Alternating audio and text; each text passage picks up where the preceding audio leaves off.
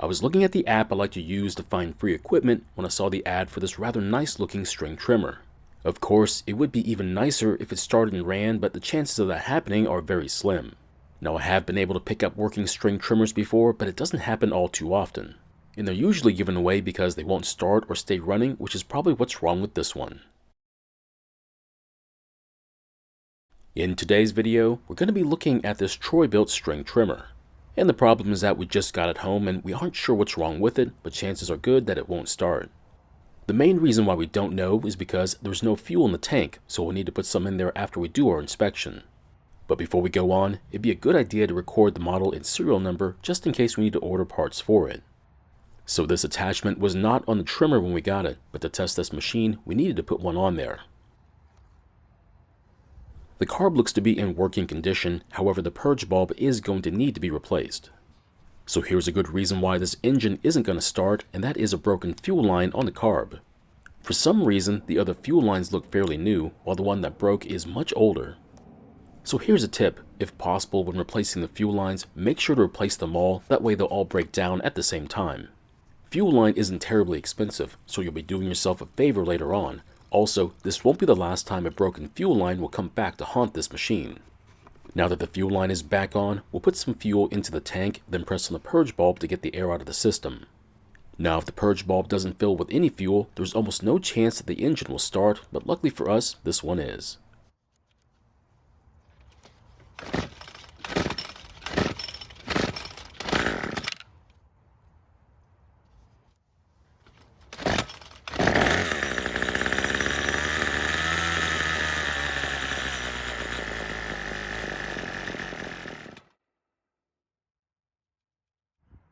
So the good news is that the engine starts and runs, but the bad news is that it won't stay running.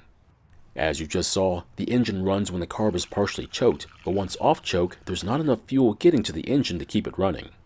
What that tells me is that the carb might not be in good condition and we'll need to inspect it to find out. Now you could save yourself a ton of time by just replacing the carb instead of taking it apart. But where's the fun in doing that? Besides, the carb might be in perfect condition and you never know without taking it apart. Also, if it's already broken, you taking it apart won't make it any worse since you're just going to replace it anyway. How about this? There's really only two items that I want to check when taking these apart, and if both are bad, then replacing it would be a good option. So I don't include the purge bulb since it's easily inspected without taking the carb apart, but once the carb comes apart, the first item I want to look at is the inlet screen. Its main job is to capture any particles that might make it past the fuel filter, because if they do, they'll clog the tiny passages in the carb. This usually happens when the fuel lines break near the fuel filter, allowing fuel to bypass it and make it to the carb. You're going to know when it happens because, while using the trimmer, it's going to start acting like the fuel tank is empty, but when you check it, there's plenty of fuel in it.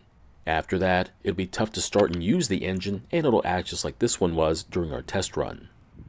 And the second item I want to check is of course the condition of the metering diaphragm, which is supposed to be soft and flexible. And even though this one is somewhat flexible, it's not as good as it should be, which could affect how the carb works and will need to be replaced. Now it's tough to gauge, but this one has lost about half of its flexibility because it should be more like a cotton t-shirt, while this one is more like construction paper. Next, we'll take the carb apart, that way we'll be able to get it as clean as we can, either by hand cleaning or by using the ultrasonic cleaner.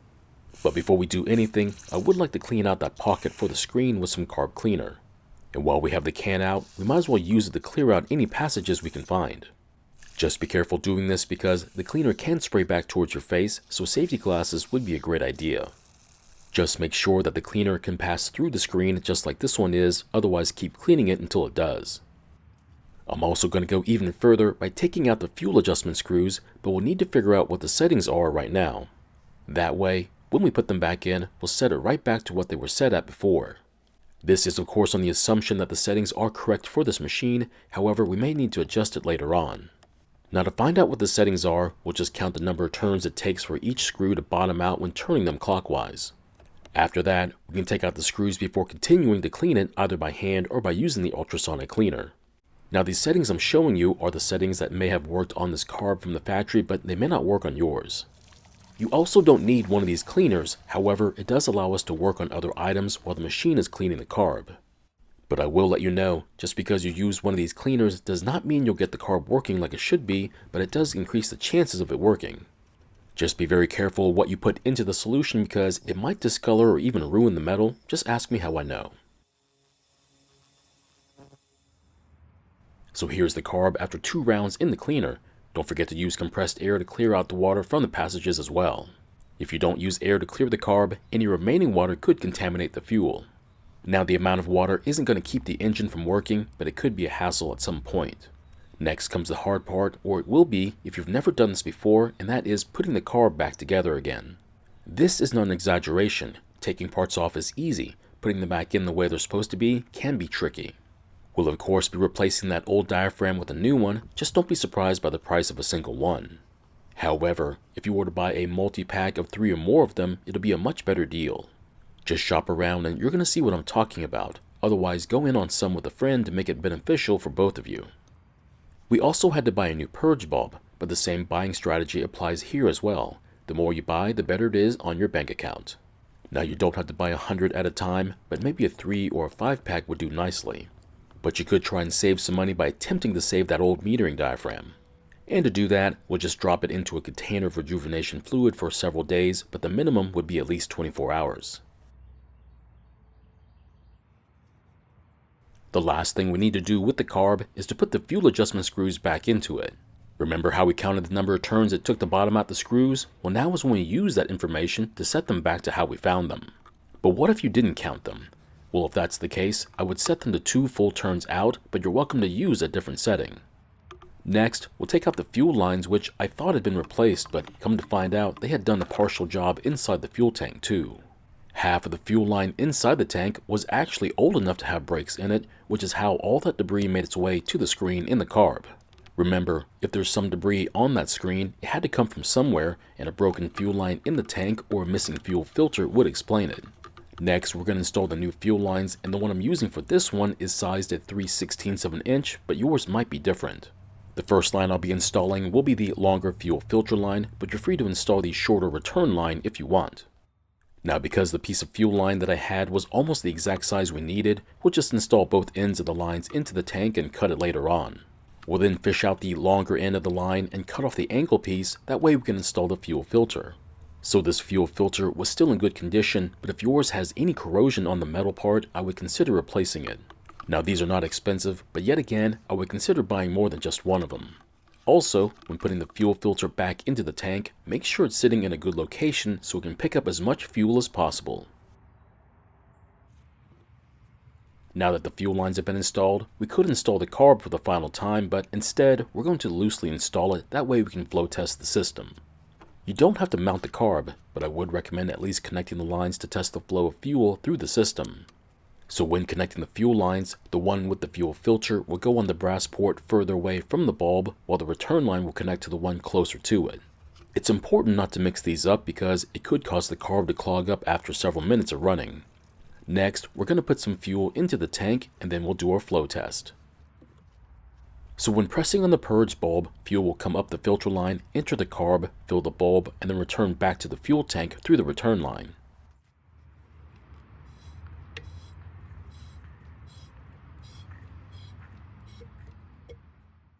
And as you can see, fuel is flowing through the system just like it should be, but if it wasn't, then the likelihood that the engine would start and run would be very low. But what if yours isn't flowing like it should be? If that happens, you'll need to check that the fuel lines are connected the right way, or there might be something wrong with the carb. But since this one passed our flow test, we'll install the carb and the air box back onto the engine, replace the air filter and its cover, and then try starting the engine.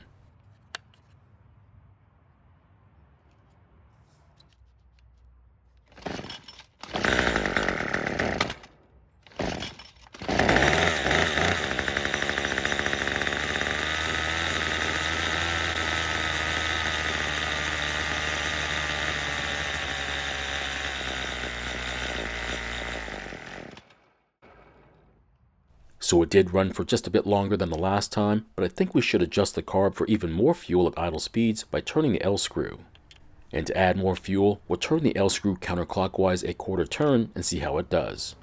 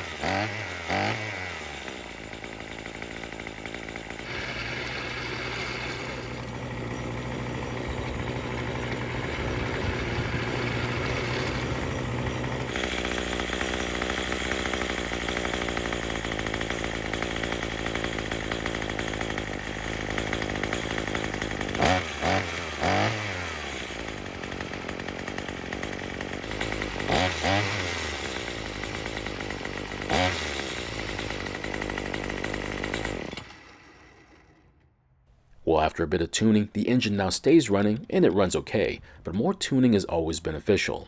Just be very careful how you adjust the screws, because if you adjust it the wrong way, it'll make it tough to start, run poorly, or the engine might flood with too much fuel and it won't even start. In fact, you might have to reset the carb after running into tuning problems. This is not an exact science, and experience is the best tool. Also, the trimmer head keeps spinning no matter how low we adjust the engine speed. That means the spring on the clutch might be getting weak and allowing the clutch to not disengage, causing this problem. The clutch could also be stuck to the drum, which would cause the same thing, but since we can turn the drum freely, it means that's not our problem here. Unfortunately, that means we can't sell this string trimmer just yet, not until we do some more tuning, not to mention figure out if the clutch needs to be replaced. This trimmer is not your typical machine, mainly because of the size of the engine, so hopefully that'll be a great selling point. So my question, is the larger size of the engine enough of a reason for you to buy it, or would you buy a different brand instead? Thank you for watching. I really do appreciate your time here. Please feel free to ask me any questions about this project or about your own projects, and I hope to see you in the next video.